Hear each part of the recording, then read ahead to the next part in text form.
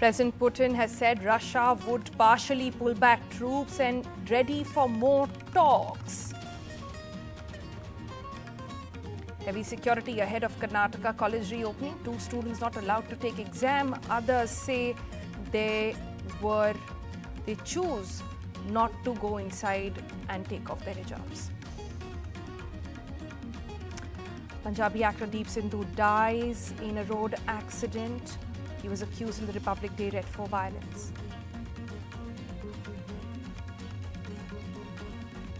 Lookout notice in India's largest bank fraud. CBI searches for ABG shipyard director Rishi Agarwal. Accused of running over farmers in UP. Minister's son released from jail right in the thick of elections as Lakhimpur gets ready to vote on the 23rd of February. Only see Congress going downhill, says Ashwini Kumar to NDTV, quitting his party after 4 decades.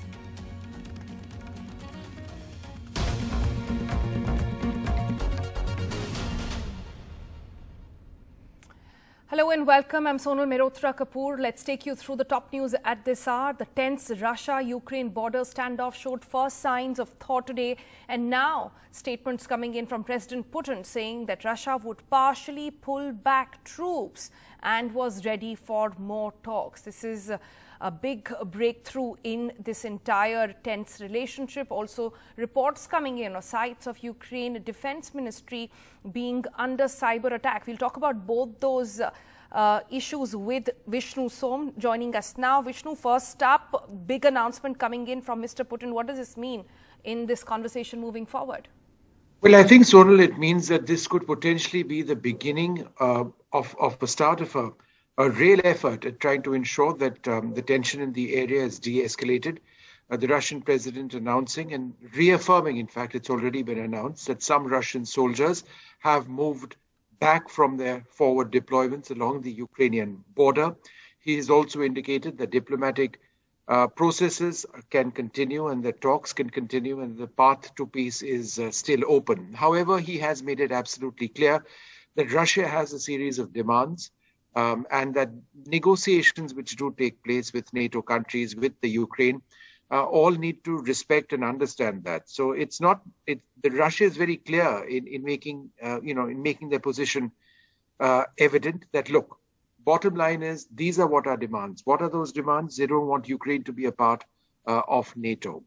They want the withdrawal of NATO forces from large parts of Eastern Europe. Now, how far NATO actually goes to obliging the Russians is unclear, but I think it's a very welcome statement from the Kremlin, from Putin himself in the presence of the German Chancellor, saying that, we have started pulling back our soldiers and we want to keep talking. I think the second issue, and this is a matter of major concern, Sonal, is that there are reports of cyber attacks presently taking place in the Ukraine, in Kiev, where 2 national banks, large ones, are seeing some sort of problems with their servers. And the Ministry of Defense of Ukraine's website is also down. That is apparently down because too many attempts were made to actually sort of click simultaneously. And the nature of the attacks on the 2 banks, we don't know about just yet, but other banks appear to be working and normal ATM services are continuing. Why is this important? It is important because some people have actually said that ahead of any potential Russian attack would be massive cyber attacks. It's something that the Russians have done in the past. But I think at this juncture, we can't really say that that is necessarily the case. And if it were to be the case, just a few hours after the Russian president made his remarks, it would be, I dare say, rather bizarre. All right. So let's wait to see what more details come in from there. Thanks, Vishnu, for joining us. We also have with us Sanjeev Bhagat. He is the president for Euro Life Care Private Limited in Ukraine and a farmer businessman and influential Indian settled there in Ukraine.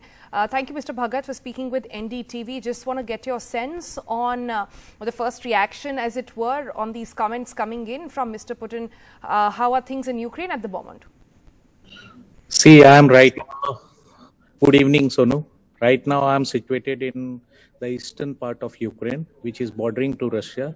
The city name is Kharkov. I had just come for my business trip to Russia, to Ukraine, this eastern part of Ukraine. I have got my warehouse situated in this city. Definitely, this is a very welcoming statement. And as I told you in my last interview as well, I was not hoping that war is going to happen. I had that confidence, and I was knowing that till the last, both the countries are going to like work out some way to how to stop this war, basically. And this shows like statement of Putin is definitely welcoming, but it is not the last. We have to wait and watch that what is coming like next day, tomorrow, and how the discussions are going further on. Meanwhile, reports that we've been getting, Sanjeev, as well, of these cyber attacks taking place, something that more can you share with us on this matter? Yeah, I heard like in the morning there, my bank also sent some SMS that their bankomat, what you call the cash points are not going to work. And anyone who wants to take out money from the cash points, they have to go to the bank. That was the information from the bank. I think that something is related to that. But overall, the banks are working. Our company's bank accounts are working. I see, but you did get a message earlier that there was some thing not... it was in the morning. It was in the morning, yeah. And it's still not been restored? I didn't check that. Frankly speaking, I didn't check that whether right now it is working or it's not working. Sure, Sanjeev. I must say that in middle of such a tense moment, you decided to fly into Ukraine and get going with business. How are things looking now, especially on a day when an advisory had come in for Indians, especially students in Ukraine, to come back if not absolutely necessary? Sonu, I have been living in this country for the last 27 years, and I had never felt unsafe in this country. This is like, I'm citizen of India, but this is my second country, and I love this country as well. I'll tell you that there were many rumors, and like, I don't know why this, so many rumors were there, but people who were near to the border and who were, I can say, reliable sources, they had always confidence that this war is, this is not a war. This is not going to convert it into a war. There are some pressure tactics going from both the sides, but otherwise it has to end in some statement or some some decision which will avoid war, basically. So I was not at all afraid. I'm living in this city from 1995. Then I shifted to Kyiv, but my warehouse is still here and my office is here. So I keep on coming, and I don't feel unsafe at all. I heard some of the news from the Indian channel also that in the southern part of Ukraine there were some firing or something, but I have not heard in the local news. I see. So everything Sanjeev, you are quite confident, and you've been hopeful that nothing will happen, and you continue to stay put over there. And at this point, I'm sure the news coming in from Mr. Putin is welcome news. You're right. This is just the first step in de-escalation of tensions between the two countries, and how the world is divided on this matter as well. And we wait to see what happens next. Thank you so much. Stay safe. We hope all goes well. Thanks, Sanjeev, for joining us and speaking with NDTV. All right, to news coming in from back home. The big news development has been no hijab, no exam when it comes to girls in Karnataka, where some students, as they returned back to school today, as colleges and schools reopened, there were a twofold response. One set who decided not to give exams because they were asked to remove their hijabs. Others said that they wanted to sit in and were forced to stay away. Okay, ಇವತ್ತು ನೀವು ಕಲಿಸಿಲ್ಲ ಇವತ್ತು ಕಲಿಸಿದ್ದೇವೆ ಕಲಿಸಿದ್ದೀರಾ 6th standard ಗೆ ಯಾಕೆಂದ್ರೆ ನಿನ್ನೆ ಅವರು ಸ್ಕಾಪ್ ತೆಗೆದು ಹೋಗಿದ್ರು ಎದುರಿಸಿದಂತೆ ಇವತ್ತು ಸ್ಟಾಪ್ ಇಲ್ಲದೆ ಅದರಲ್ಲಿ ಪೊಲೀಸ್ಗೆ ತೋರಿಸ್ತೇನೆ ಅಂತ ಎದುರಿಸಿದ್ರು ಅದಕ್ಕೆ ಹಾಗೆ ಹೋದ್ರಂತೆ ಅವರು. There was some tension at a school in Udupi district of Karnataka. Large number of angry parents gathered at the Urdu government school, demanding to know why their hijab-clad daughters were now being kept away from their class. It's an Urdu school, and parents and students allege that they were allowed to wear the hijab earlier inside classrooms. But what changed now was the government order and the High Court's interim order. When was she not allowed? ಯಾವಾಗ ಬಿಟ್ಟಿಲ್ಲ entry ಮಾಡಕ್ಕೆ? ಮೊದಲಿನಿಂದ ಇರಲಿಲ್ಲ ಹಾಗೆ rules. ಈಗ ನಿನ್ನೆ ಮಕ್ಕಳನ್ನು separate ಮಾಡಿದ್ದು. ಇಷ್ಟರ ತನಕ ಸಪ್ರೇಟ್ ಮಾಡಿರಲಿಲ್ಲ ಮಕ್ಕಳನ್ನು. ನಿನ್ನೆ 7th ಸ್ಟ್ಯಾಂಡರ್ಡ್ 8th ಸ್ಟ್ಯಾಂಡರ್ಡ್ವರೆಗೆ 6th ಸ್ಟ್ಯಾಂಡರ್ಡ್ವರೆಗೆ ಹೆದರಿಸಿ ಒಳಗೆ ಕಳಿಸಿದ್ರಂತೆ. 7th 6th ಸ್ಟ್ಯಾಂಡರ್ಡ್ವರೆಗೆ ಕಳಿಸಲಿಲ್ಲ. ಮಕ್ಕಳು ಒಂದೇ ರೂಮಲ್ಲಿ ಕೂಡಿ ಹಾಕಿದ್ರು. ಮೂತ್ರ ಮಾಡಲಿಕ್ಕೆ ಸಹ 5 ಮಕ್ಕಳನ್ನು ಕಳಿಸ್ತಾ ಇದ್ದಾರಂತೆ. For the second day in a row, in Shivmoga district, students of a government school were stopped from taking preparatory exams. 2 students insisted on both hijabs and education, but they were turned away by the headmistress. 83 ಮಕ್ಕಳಿಗೆ 36 ಮಕ್ಕಳು ಬಂದಿದ್ದಾರೆ, minority ಮಕ್ಕಳು. ಉಳಿದವರು absent ಆಗಿದ್ದಾರೆ. Everything is going on smoothly. ಪರೀಕ್ಷೆ ನಡೀತಾ ಇದೆ, ಏನು ಸಮಸ್ಯೆ ಇಲ್ಲ. In Chikmagluru's government's high school at Indawara, these students entered the school hoping to attend classes. However, they were stopped by the teachers and told to remove their headscarves. And when they didn't, arguments ensued between faculty members and parents, and school management declared a holiday today. In the view of colleges reopening tomorrow and sensing the volatile situation in Udupi, the district commissioner chaired a peace meet attended by police officers, district level officers, heads from various religious communities today to ensure the law and order is maintained when the students return to classes tomorrow. Around 100 persons took part in the peace meet. Udupi has become the epicenter of hijab Rav controversy. However, the president of Parents Committee of Udupi Girls PU College says he hopes that the students will turn up without hijabs tomorrow. ನಾಳೆ ಶಾಂತಿಯಲ್ಲಿ ಬರ್ತಾರೆ, ಎಲ್ಲ ಮಕ್ಕಳು ಶಾಂತಿಯುತವಾಗಿ ಬರ್ತಾರೆ. ಹಾಗೇನು information ಇಲ್ಲ. ಅವರು ನಾಳೆ ಎಲ್ಲ ರಿಮೂವ್ ಮಾಡಿ, ಹಿಜಾಬೆಲ್ಲ ರಿಮೂವ್ ಮಾಡಿ ಮಕ್ಕಳ ಜೊತೆಗೆ, ಎಲ್ಲ ಮಕ್ಕಳ ಜೊತೆಗೆ ಯೂನಿಫಾರ್ಮಲ್ಲೇ ಬರ್ಬೋದು ಅಂತ ಒಂದು ನಮ್ಮ ನಂಬಿಕೆ ಇದೆ. ಎಲ್ಲ ದೇವರು ಅವರಿಗೆ ಒಂದು ಒಳ್ಳೆ ಬುದ್ಧಿ ಕೊಡಲಿ. ಏನೇ ಸಮಸ್ಯೆ ಇದ್ದರೂ ಅದು ಕೋರ್ಟ್ ಏನು ನಿರ್ಧಾರ ಮಾಡ್ತದೆ ಆ ಕೋರ್ಟಿನಂತೆ ನಾವು ನಡ್ಕೊಳ್ತೇವೆ. ಅವರಿಗಾಗ್ತದೆ, ನಮಗಾದರೂ ಇದೇ ಇಲ್ಲ. Colleges will resume its classes starting tomorrow. Though a volatile situation at the moment, the district commissioner here in Udupi chaired a meeting, a peace meet with all the stakeholders to ensure that law and order situation is maintained. The Karnataka High Court was also hearing a clutch of petitions filed by the students challenging the hijab ban today, and also adjourned the hearing to Wednesday. At the same time, where the petitioners had argued that when KV run schools, Kendriya Vidyalaya run schools, have a set of uniform code, and when they have allowed for the students to wear headscarves, the students here too should be allowed to wear the headscarves. In Udupi, with camera person Govind Murthy, Shrija for NDTV. Moving on, some tragic news coming in. Sidhu, Punjabi actor-activist who shot into limelight following the Red Fort violence during the farmers' protest on Republic Day last year, has reportedly died in a road accident today evening. The incident took place on Western Peripheral Expressway in Haryana. His car said to be so badly damaged that he was only taken to the hospital dead. Ghazali joins us with the very latest on this story. Ghazali, take us through the details here, please. Actor Sidhu, who was very active during farmers' protest last year, his car crashed into a stationary truck parked near Pipli Toll at Kundli Manesar Palwal Expressway, and it comes under the jurisdiction of Kharkoda Police Station in Sonipat district. So, Sidhu died in this road accident, and police has confirmed that he was returning from Delhi to Bhatinda with one of his female colleagues who has survived this accident, but has received grievous injuries also. She is admitted in hospital in Sonipat district.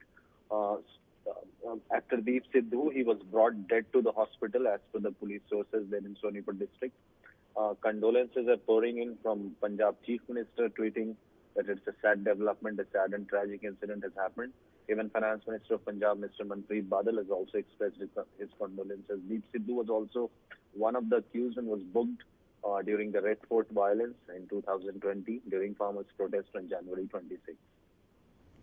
All right, Ghazali, thanks so much for joining us with those details. You have those pictures on your screen of what really are the remains of his car, of that terrible, terrible accident that has now taken away the actor-activist life.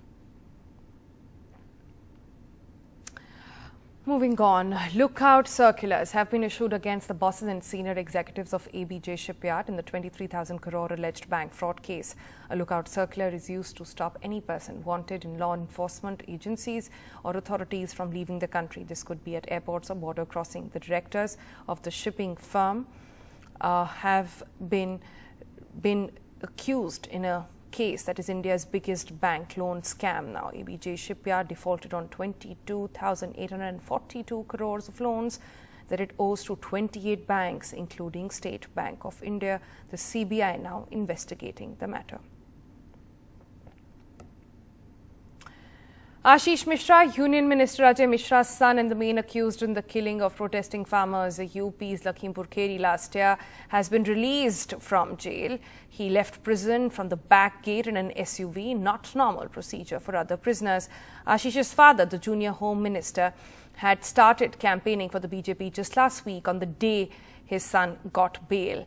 And it also happens at a very crucial point in UP elections, right ahead of Lakhimpur going to polls in the 4th phase and vote on the 23rd. The murder accused son of the Junior Minister of Home, Ajay Mishra Teni, has been taken out from a back gate here. You can see him here. He has been taken out from a back gate, and we were told that, like all prisoners, he would perhaps go out from the main gate of the prison. Accused in the murder of 4 farmers and a journalist, it's not clear yet if Ashish Mishra, who was a contender for a Vidhan Sabha ticket before the events of last October, will also join the BJP's campaign like his father Ajay Mishra, India's junior minister for Home Affairs. Last October, Ashish and the other accused allegedly crushed the farmers and a journalist to death during a protest. However, the junior Home Minister, an influential leader in UP's Terai area bordering Nepal, joined the campaign the day after his son got bail last week. But farmers whose loved ones died last October and their top leaders are in no mood to forget and move on and are preparing to challenge his bail.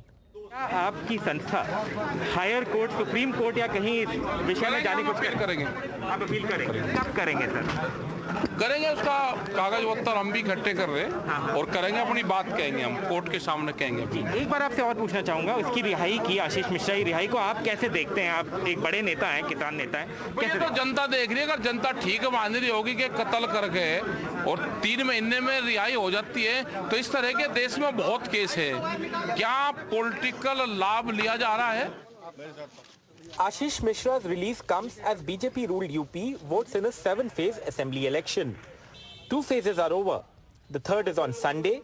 Lakhimpur votes in the 4th phase on February 23. In Lakhimpur, with Pratik Srivastav and Rajesh Gupta, this is Alok Pandey, NDTV.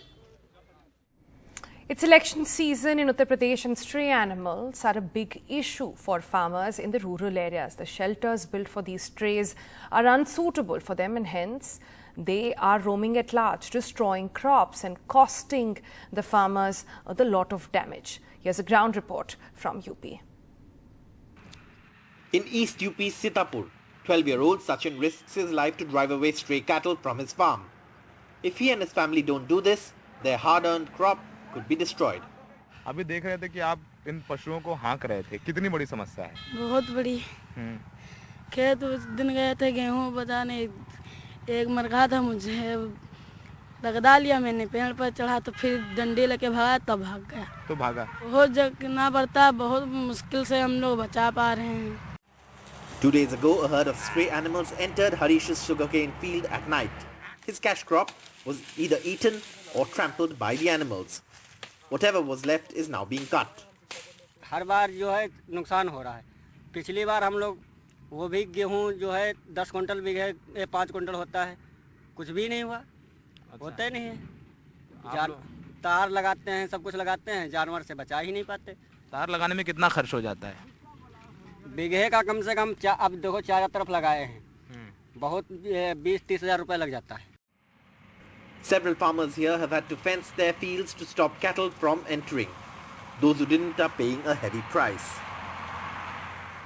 These are pictures of the administration's cowshed at Sitapur. Many cows are dead here and some are sick. There isn't enough fodder for them to eat, nor doctors to care. Ram Swarat, who maintains the cowshed, says that cows die here every other day and there's little or no help from the administration. कितने गाय मर जाती है? मरते एक दो रोज मरती हैं। और यहाँ पे कोई अधिकारी आता? अधिकारी कोई नहीं आता, जिनसे कहा मतलब कहते हैं मतलब अब बन जाएगा। The reality here is counter to the claims of the BJP government in the last 5 years over cow protection. There's been a sharp move towards clamping down on the slaughter of cattle sold by farmers with attacks on traders by vigilantes. The Yogi government has allocated more than 600 crores for cow shelters in Uttar Pradesh. Here people like Sachin and Harish guard the fields, sometimes at the cost of their lives. Even if this issue is not discussed on TV debates, the Yogi government may have a price to pay. With Saurabh Shukla, an NDTV Bureau Report. The Central Bureau of Investigation has taken over the probe into the death by suicide of a Tamil Nadu teen who alleged abuse by her hostel warden in an attempt to convert her to Christianity. In an unverified video that has surfaced after her death, the girl says she may have been harassed and abused because her family refused to convert to Christianity. Another video had also emerged in which 17-year-old schoolgirl is heard saying took poison fearing her marks would fall. She took poison in her home. On the 9th of January, the warden has been arrested and CBI now will be probing the matter.